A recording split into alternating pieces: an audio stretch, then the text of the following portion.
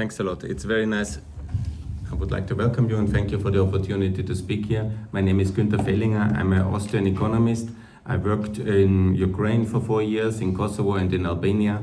And I'm always, since the 90s, I was involved in the question what to do with Russia. I was very optimistic. I'm also a trained military officer of the Austrian army in 1988. And when then there was the end of the Soviet Union, we were very enthusiastic. I was then a youth activist in the Council of Europe. We were involved to help Russia to join the Council of Europe in 96, and there was a youth directorate, and I was at 3 seminars in Russia at the time.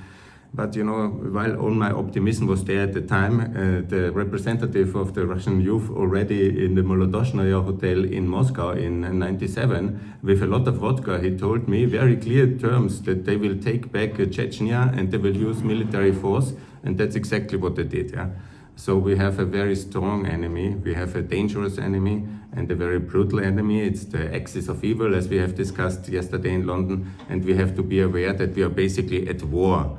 And as long as we don't have the analysis that we are at war, because Russia has declared war against us, and as long as our political leaders don't accept this reality and say, no, it's not happening, then we don't have the right analysis. We don't have the right answers and we cannot win. And the longer we wait with this analysis and the understanding, and the longer it drags out the war, the longer Ukraine has to fight with minimum weapons this liberation war. And the more Russia has time to destroy the world order, as they know very well, they are very well informed, and the strategists are much better than our strategists. Yeah? As we have seen in the last months, where we had major setbacks from Israel, from Kosovo, from the Caucasus, and in the United States as well. And next year, with all the super elections coming up, we have a lot of opportunity for them to make a lot of obstacles to us. And so we have to change the analysis. I have a little bit of a presentation prepared. Is it possible to help me with that? Because I would like to call for more unity of the West. Because, you know, winning the war against Russia, the Ukrainians are doing the best. We can do, of course, more. But you know what we really can do much better is to organize ourselves much better. And of course, Russia can make some obstacles in that.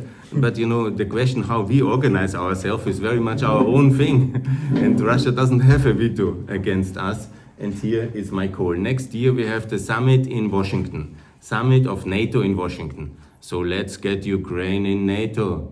So let's get Austria in NATO, let's get Kosovo in NATO, let's get Bosnia in NATO, let's get Ireland in NATO, let's get Malta in NATO, let's get the European Union in NATO.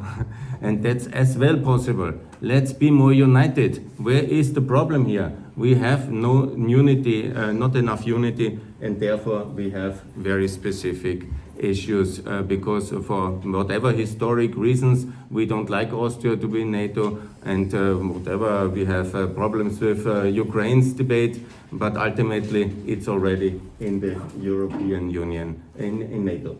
So I'm not sure this presentation is now in a different moment, but it's just a little bit of optical support. What I call here is free world unite and dismantle our enemies. The strategic approach must be, we must be more united, they must be divided. It's very simple.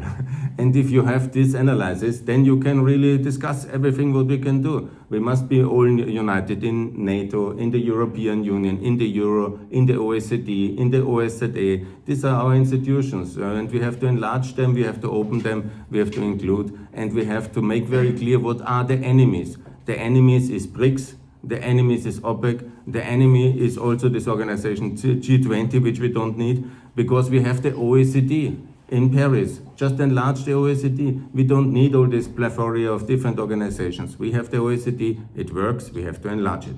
We have the OSZE as well. We don't need the Shanghai Cooperation Organization. It's only our own weakness that we have not developed our organizations, that the Russians and Chinese were able to develop these organizations, and this we don't need. We have also the European Customs Union. We don't need the Eurasian Customs Union. It's a hostile organization, it must be dismantled. So also the CSTO, it's an enemy organization. We don't need it, we have NATO. CIS, the Commonwealth of Common Nations, we don't need it. We have the Regional Cooperation Network for Southeastern European countries, which we have developed to help the ex-Yugoslavian states.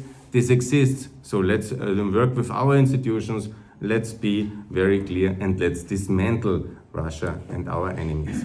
Because I'm in France, there are some representatives of France here. I have made a list what France can do for a better world and for a more united world. Maybe some of the French representatives will take note. Yeah? First of all, French nuclear power France is the only nuclear power in the European Union left. Yeah? So you must defend all of the European Union and also the candidate countries.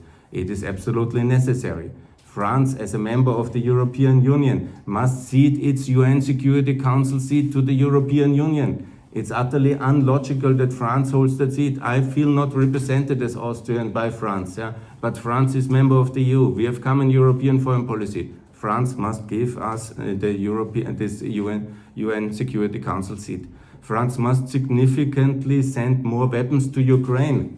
Because France is a big military power. You have weapons. You must send these weapons to Ukraine. It's not possible that Germany, which is basically unarmed, is now the main supplier of Ukraine, and France is delivering some, but far beyond the possibilities. Yeah? So France has also to support significantly more money towards Ukraine, because the costs of Ukraine, reconstruction, liberation, and the victory, and the supply, and the integration in the European Union, according to my estimate, will be roughly, when you add some of our own costs with it, about 2 trillion euros. Yeah? That is the estimate. Some say 700 billion, that's the reconstruction. I say if we bring Ukraine and the rest of the Balkans and Moldova, Georgia towards the European Union in the next 10 years, everything will cost about 2,000 billion. So we must fund it together. Similar like COVID, we need a fund, we need common European debts, Eurobonds for victory. By the way, World War II was also funded exactly with victory bonds by the US and taxpayers. Why should the Americans pay alone? And we are also paying now, but we are paying about 10% of what is necessary, so must be more. So France.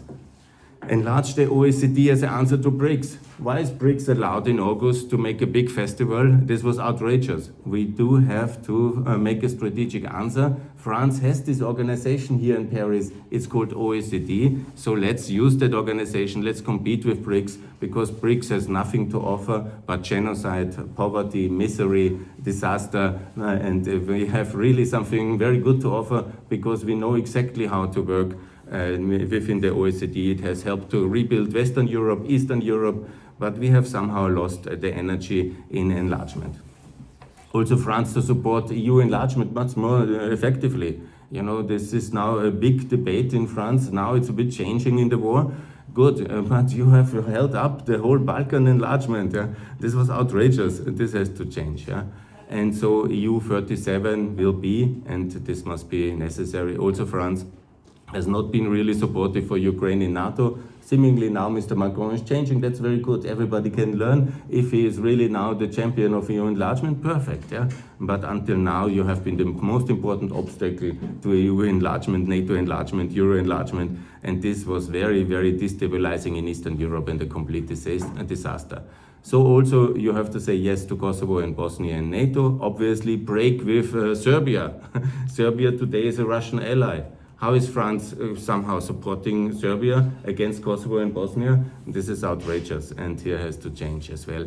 And also on the trade policy. This is also extremely important, because the European Union ultimately is a trade integration system. So France has to support a free trade agreement with the United States of America and also with Mercosur. We have to open to the West if we boycott Russia. You know, the turn is not only militarily, it's also economically. So France has to change her trade policy away from protectionism towards opening trade with the free world. Yes, and then also France has to prepare the world also for the freedom of the ex-Russian republics. If we want to have the independence of the 41 states, as I want, and I hope it will happen, and I guess it will happen very soon. But we need to prepare the opinion. and the French establishment has also to change towards pro-independence line. It's the capital of freedom here in Paris. It's a quite logical position. Why is this soft spot on Russia always so strong in Paris? I really don't know. And also, let me close in that one, in my little call for France to be a federal state and also in the federal European Union. That's absolutely necessary. Here, the next point is dismantle Russia. I think it's clear. I say here, it's war. We have to dismantle all the BRICS allies. Some, like my good friend Reinhard, criticize me for also discussing the dismantlement of Brazil and India, but countries who, after 1.5 years of genocidal war of Russia in Ukraine, are still allying themselves in BRICS with Russia. There's something wrong. There's something fundamentally wrong. So maybe India is not the greatest democracy of the world, but in reality is a Hindu suppression system against the minorities there as well. And so let's discuss that. Why are we so passive and say always the global south is always right because we were imperialized 100 years ago or what? Yeah, you know, this is not logical. When they are aligning today with a genocidal power, and we have to see them and treat them also as a hostile alliance. And this is true all over the world because, again, you know, we are in a global war. They wage the war. Russia is waging the war, not only militarily,